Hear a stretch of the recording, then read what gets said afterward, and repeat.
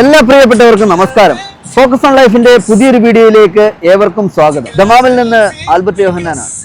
November 23 Saudi national day ആണ്. 95ാമത് ദേശീയ ദിനത്തോടനുബന്ധിച്ചുള്ള വിപുലമായ ദേശീയ ദിന ആഘോഷങ്ങൾ ഈ വീഡിയോയിലൂടെ നമുക്ക് കാണാം.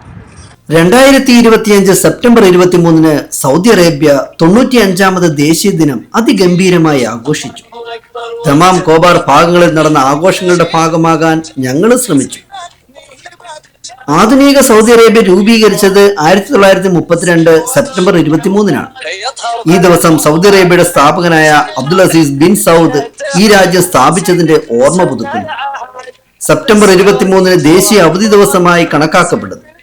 ഇന്ന് സൗദി അറേബ്യ വിവിധ സർക്കാർ വകുപ്പുകളും സ്വകാര്യ സ്ഥാപനങ്ങളും ആഘോഷ പരിപാടികൾ സംഘടിപ്പിക്കുക. സൗദി ദേശീയ ദിനം ആധുനിക സൗദി അറേബ്യയുടെ പിറവിയെ അടയാളപ്പെടുത്തുന്നു. ഈ വർഷത്തെ സൗദി ദേശീയ ദിനം 95 എന്ന അടയാളത്തിൽ നമ്മുടെ അഭിമാനം നമ്മുടെ പ്രകൃതിയിലാണ് എന്നതാണ് ഇത്തവണത്തെ ദേശീയ ദിനത്തിന്റെ അടയാളവാക്യം. രാജ്യത്തിന്റെ ഉദാരത, അഭിലാഷം, ആധികാരികത, ദയ എന്നിവയെ പ്രതീകപ്പെടുത്തുന്ന വിധത്തിലാണ് ദേശീയ ദിന അടയാളത്തിന് രൂപം നൽകിയിരിക്കുന്നത്. മറ്റു വർഷങ്ങളെ അപേക്ഷിച്ച് ഈ വർഷം ദേശീയ ദിനം ആഘോഷിക്കാൻ വിദേശികൾ ഉൾപ്പെടെ ആൺപെൺ വ്യത്യാസമില്ലാതെ 10,000-കണക്കിന് ആളുകൾ വാഹനങ്ങളുമായി നിരത്തുകളിൽ ഇറങ്ങി.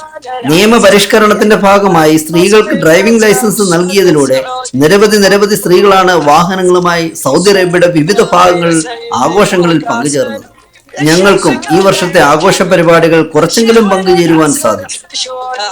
ദേശീയ ദിന കാഴ്ചകളോടൊപ്പം വ്യക്തിപരമായി തോന്നിയ ചില കാര്യങ്ങൾ കൂടി പങ്കുവെക്കുവാൻ ആഗ്രഹിക്കുന്നു.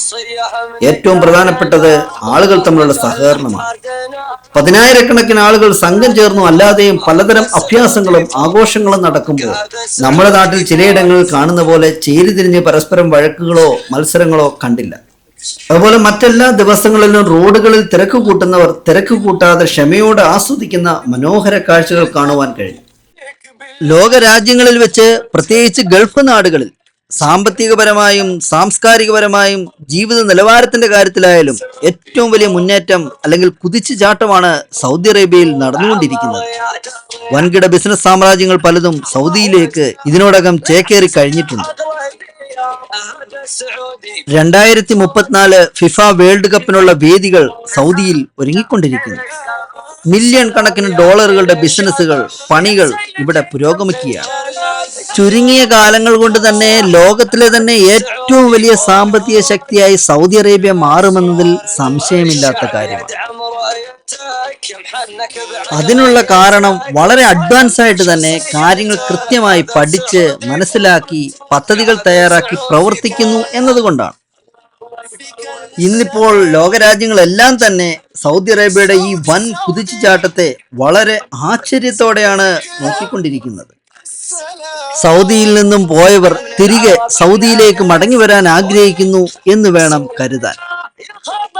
ഇനി പൊതുവായി ചിലത് പറഞ്ഞാൽ, പ്രവാസികളെ സംബന്ധിച്ച് ഈ കാലഘട്ടത്തിൽ നാം കേൾക്കുന്ന വലിയ വാർത്തകൾ കുടിയേറ്റക്കാരുടെ പ്രശ്നങ്ങളാണല്ലോ. യൂറോപ്യൻ രാജ്യങ്ങളിൽ പലയിടത്തും പടുകൂറ്റൻ റാലികളൊക്കെ ഇതിനോടകം നാം കണ്ടു കഴിഞ്ഞു. യഥാർത്ഥത്തിൽ ഗൾഫ് നാടുകളിൽ വിദേശികൾ കാലാകാലങ്ങളായി ഇവിടെ ജീവിക്കുന്നുണ്ട്. അതാത് രാജ്യത്തെ നിയമങ്ങൾ പാലിച്ചും പരസ്പരം ബഹുമാനിച്ചും പരസ്പരം സഹകരിച്ചും പ്രത്യേകിച്ച് അവരുടെ സംസ്കാരത്തോട് ചേർന്ന് നിന്നതുകൊണ്ടാണ് GCC രാജ്യങ്ങൾ ഇപ്പോഴും വലിയ കുഴപ്പമില്ലാതെ പോകാൻ കഴിയുന്നത്. എന്നാൽ യൂറോപ്യൻ രാജ്യങ്ങളിൽ കുടിയേറിയവർ നമ്മുടെ സംസ്കാരം അവിടെ ഇറക്കാൻ ശ്രമിക്കുകയും അവരെ പ്രകോപിപ്പിക്കുന്ന തരത്തിൽ കാര്യങ്ങൾ നീങ്ങുകയും ചെയ്തതിന്റെ ഫലമായാണ് കുടിയേറ്റക്കാർക്കെതിരെ അവർ പ്രക്ഷോഭങ്ങൾ നടത്തി തുടങ്ങിയത്. എന്തായാലും നമ്മൾ ഏത് നാട്ടിലായിരിക്കുന്നോ ആ രാജ്യത്തിന്റെ നിയമങ്ങൾ, സംസ്കാരങ്ങൾക്കനുസൃതമായി ജീവിക്കാൻ ശ്രമിക്കുക. അതൊന്നും പാലിക്കാൻ കഴിയാത്തവർ ദയവായി അവരവരുടെ മാതൃരാജ്യത്തിലേക്ക് മടങ്ങുന്നതാകും നല്ലത്.